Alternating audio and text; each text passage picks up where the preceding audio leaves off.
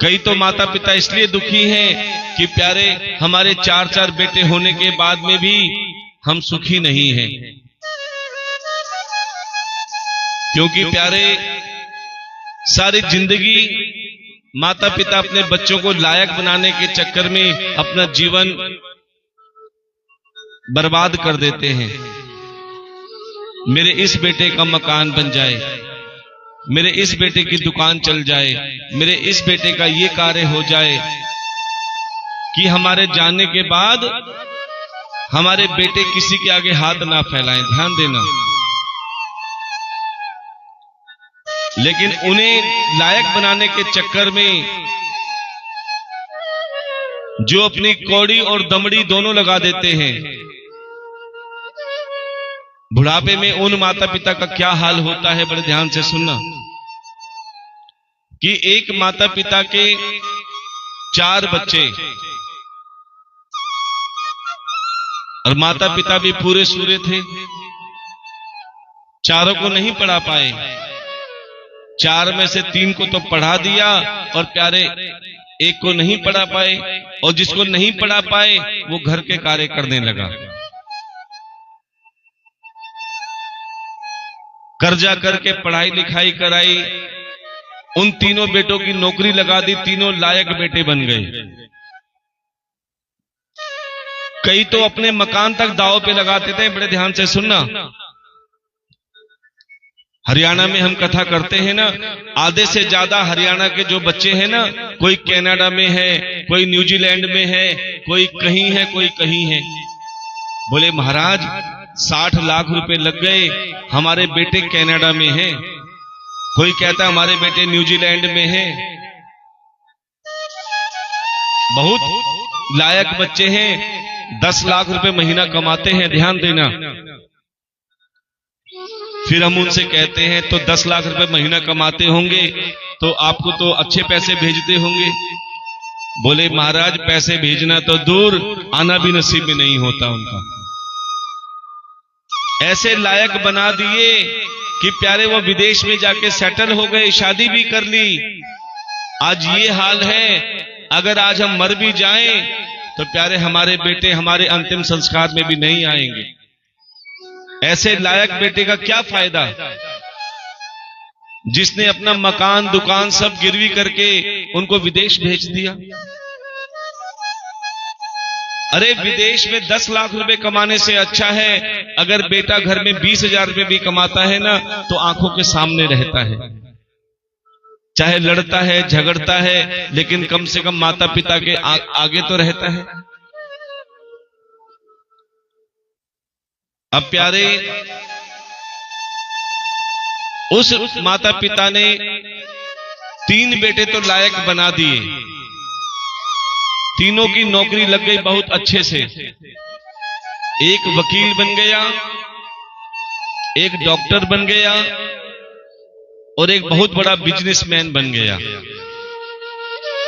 अब उसी हिसाब से माता पिता ने उन तीनों के लिए बहू भी ढूंढ ली और प्यारे बहू भी नौकरी वाली मिल गई। अब तीनों बेटे भी लायक और बहू भी लायक। अब जो चौथा बेटा था वो पढ़ नहीं पाया, वो सबके काम भी करता था और सबके ताने भी सुनता था। बड़े ध्यान से सुनना। जो नालायक बेटा, उसको सब क्या कहते थे, तू बिल्कुल निकम्मा है, तू बिल्कुल नालायक है, तू किसी काम का नहीं है, तू हमारे बराबर का थोड़ा है। देखो हमारी भी नौकरी भी लग गई, हम लायक बन गए। उस नालायक बेटे से सारे काम करवाते, लेकिन फिर भी नालायक नालायक कहते। वो चुपचाप सबकी सेवा भी करता, काम भी करता, लेकिन फिर भी सबकी सुनता। तीनों लायक बेटों के अपने अपने मकान थे और जो नालायक बेटा था उसे भैंसों के तबेले में छोड़ दिया कि सुबह उठ के दूध निकाल के हम सबको देगा। वो उसमें भी राजी था क्योंकि वो नालायक था। उसकी हालत देख के माता पिता को तरस आता था, लेकिन फिर भी कहते थे ना जाने कौन सा कर्म है जो ये इनकी सेवा करने के बाद ताने भी सुन रहा है।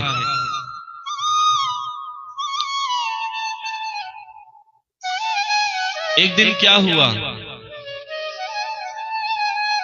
पिताजी की इतनी तबीयत खराब हुई, रात को 2:30 बजे, बड़े ध्यान से सुनना, उनको अटैक आ गया। पिताजी को दिल की धड़कन तेज होने लगी। जब उसे लगा कि मेरी तबीयत ज्यादा खराब हो रही है, तो प्याते जो माता पिता बच्चों के लिए कार्य करते हैं तो किसको याद करेंगे संकट में? बच्चों को याद करेंगे।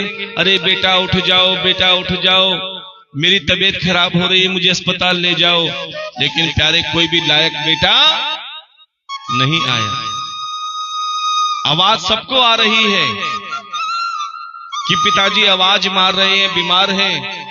कोशिश भी करी बेटों ने उठने की, लेकिन जो लायक बहुएं थी ना, अरे इनका तो रोज का काम है, शोर करते हैं, चुपचाप बैठ जाओ, सो जाओ, तुम्हें सुबह ऑफिस जाना है। नालायक बहुओं ने, लायक बहुओं ने लायक बेटों को रोक दिया। उस दर्द की सुनी की अनसुनी कर ली लायक बेटों ने, कोई बाहर नहीं आया। लेकिन दूर तबेले में जो नालायक बेटा सो रहा था, उसको जब पिताजी के दर्द की आवाज सुनी कि पिताजी बेटों को बुला रहे हैं, तो प्यारे लायक बेटा कोई नहीं आया। उस नालायक बेटे ने जब आवाज सुनी तो वो दौड़ा चला आया। पिताजी क्या हुआ, पिताजी क्या हुआ? अरे नालायक, तू मेरे लायक बेटों को बुला, उनके पास गाड़ी भी है, पैसे भी हैं, वो मुझे अस्पताल ले जाएंगे। जरा बुला तो सही, तू क्या करेगा? तू तो नालायक है, पिताजी भी कहने लगे।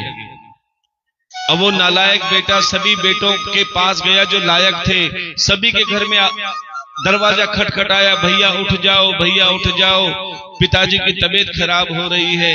लेकिन कोई लायक बेटा दरवाजा नहीं खोला। सब सुन रहे थे। अब उस नालायक बेटे ने क्या देखा, एक कील पर एक भाई की गाड़ी की चाबी लटकी हुई थी। उस नालायक बेटे ने चाबी निकाली, पिताजी को गोद में उठाया और प्यारे गाड़ी में लिटाया और गाड़ी स्टार्ट करके जोर से ले जाने लगा। अब तो पिताजी पीछे से जोर जोर से कह रहे, अरे नालायक, तू मुझे मारेगा, इतनी तेज गाड़ी चला रहा है, अस्पताल में ले जाने से पहले ही मुझे ऊपर पहुंचाएगा। ना जाने कितनी बातें बोलते रहे, लेकिन उस नालायक बेटे ने गाड़ी तेज चला के अस्पताल पहुंचा दिया। जैसे अस्पताल पहुंचाया, डॉक्टर को दिखाया, डॉक्टर ने एक ही बात कही, अगर थोड़ी और देर हो जाती तो तुम्हारे पिताजी जीवित नहीं रहते। तुम सही समय पर ले आए, अब इनका इलाज भी हो जाएगा। डॉक्टर ने इंजेक्शन लगाया, दवाई दी, सारी रात उनका इलाज हुआ। सुबह जब पिताजी सामान्य हो गए, खतरे से बाहर हो गए, तो डॉक्टर ने कुछ दवाइयां लिख दी, कुछ दवाइयां दे दी। अब आप पिताजी को ले जाओ। वो नालायक बेटा फिर पिताजी को गोद में गाड़ी पर लिटाया और अब आराम से चलाने लगा। अब पिताजी फिर जोर जोर से बोलने लगे, अरे नालायक, तू पागल हो गया, रात को तो इतनी तेज चला रहा था, मैं मना कर रहा था, फिर भी अब तू इतनी धीरे चला रहा है, तू किसी काम का नहीं, तू नालायक है। ना जाने कितनी बातें बोलने लगे पिताजी। अब प्यारे जैसे ही वो नालायक बेटे ने गाड़ी घर में रोकी, पिताजी को प्रेम से उठाया और बिस्तर पर लिटाया, तभी पिताजी ने फिर बोला, अरे नालायक, तू किसी काम का नहीं, दवाई तो तू गाड़ी में ही छोड़ी आया। अच्छा पिताजी, मैं लेके आता हूं। अब जब बार बार पिताजी उसे नालायक नालायक बोल रहे थे, तो प्यारे मां को दर्द हो गया। कहने लगे, अजी एक बात कहूं? बोले क्या? बोले ये भाई सब उसे नालायक कहते हैं, मैं कभी बुरा नहीं मानी, इसकी भाभियां नालायक नालायक कहती, मैं कभी बुरा नहीं मानी, लेकिन जब तुम इस बेटे को नालायक नालायक कहते हो ना, तो मेरी आत्मा रोती है। कम से कम तुम इसे नालायक तो मत बोलो। अब बड़े ध्यान से सुनना पिताजी ने क्या कहा। पिताजी कहने लगे, अरे भगवान, तू मेरे शब्दों पे मत जा, तू मेरे शब्दों पे मत जा। मैं इसे नालायक नालायक इसीलिए कहता हूं कि तू नालायक है, नालायक है, कहीं ये औरों की तरह लायक ना बन जाए। 3 बेटे मेरे लायक हैं, लेकिन कोई उठा, किसी ने मेरी आवाज सुनी, कोई मुझे लेकर गया, क्योंकि वो सब लायक हैं। जिसके पीछे मैंने अपना पूरा जीवन बिता दिया, जिसके पीछे मैंने कर्जा किया, जिसके पीछे मैंने मकान तक गिरवी रख दिए, आज वो सब लायक बन गए, लेकिन संकट में कोई लायक साथ नहीं आया। लेकिन आज मैं इसे कहता हूं कि तू नालायक ही बना रहे, कम से कम नालायक होकर मेरा साथ तो दे रहा है। और आपको एक सच्चाई बताएं कि 3 बेटे समझदार हो और 1 बेटा मंदबुद्धि हो, तो माता पिता किसका साथ देते हैं? किसका साथ देते हैं? जो मंदबुद्धि होता है। उसे पता है जो लायक है वो तो अपना काम चला ही लेंगे, लेकिन प्यारे जो मंदबुद्धि होता है ना, उसका कोई सहारा नहीं होता। लेकिन जिसका कोई सहारा नहीं होता उसके माता पिता होते हैं। इसीलिए माता पिता को परमात्मा का रूप कहा गया है। लेकिन क्या जीते जी माता पिता की कदर कोई करता नहीं है। हाँ, मरने के बाद झूठे पकवान बांटेंगे, इमरतियां बांटेंगे, लड्डू बांटेंगे दुनिया को दिखाने के लिए, लेकिन जीते जी पानी भी नहीं पूछते। पड़ोसी की तरह निकलते हैं, हाथ में दही बल्ले की थैली होगी, सीढ़ियों से अपने परिवार के लिए ले जाएंगे कि हम अपने परिवार के साथ खाएंगे बैठकर। अरे क्या माता पिता का तुम परिवार नहीं हो? वो भी तो चाहते हैं कि मेरे बच्चे मेरे साथ बैठकर खाएं, वो भी तो चाहते हैं कि मेरा परिवार मेरे साथ बैठकर मन की बात करे। लेकिन प्यारे, उन बच्चों को अपने बच्चे तो अच्छे लगते हैं, लेकिन बूढ़े माँ बाप दुश्मन दिखते हैं। इसीलिए कहते हैं प्यारे, आज बूढ़े माँ बाप जिनकी चारपाई कोने में डल गई है, दवाइयों की इतनी बड़ी बड़ी थैलियां बंध गई हैं, रोटी कम और दवाई ज्यादा खाते हैं। क्या बीमारी है उनको? कोई बीमारी नहीं है, सिर्फ एक बीमारी है कि मेरे बच्चे 2 घड़ी मेरे पास आ जाएं, मेरे बच्चे 2 घड़ी मेरे से मन की बात कर लें। और प्यारे, जब बच्चे अपने माता पिता के पास आ जाते हैं ना, वो सारे दर्द भूल जाते हैं। लेकिन एक बात सत्य है, ये माता पिता कब समझ में आते हैं? जब वो संसार छोड़कर चले जाते हैं, क्योंकि जीते जी उनकी कदर तुमने नहीं करी। कब पता चलता है? जब तुम्हारे बच्चे तुम्हारी कदर नहीं करते। जब जैसे तुम अपने माता पिता का अपमान करते थे, उस समय तुम शेर बनते थे। आज जब हमारे बच्चे हमारे सामने शेर बनते हैं, हमारा अपमान करते हैं, तब आंखों में आंसू आ जाते हैं और आंसू लाकर अपने माता पिता की फोटो के सामने खड़े हो जाते हैं कि हे माता पिता, जब तुम थे तब हमने तुम्हारी कदर नहीं करी। जब तुम थे हमें छाया भी देते थे, हमें फल भी देते थे, लेकिन हम फल खाकर भी गुर्राते थे, आंखें दिखाते थे। आज वो रो रो कर माथा पटकते हैं और अपने माता पिता को याद करके क्या कहते हैं? बड़े ध्यान से सुनना, बड़े भाव से एक बेटा अपने माता पिता के लिए क्या कह रहा है?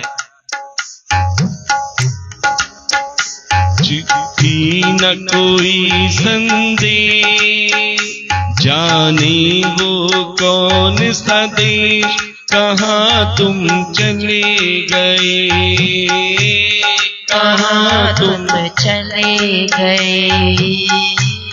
कहाँ तुम चले गए। चिट्ठी न कोई संदेश, जाने वो कौन सा देश।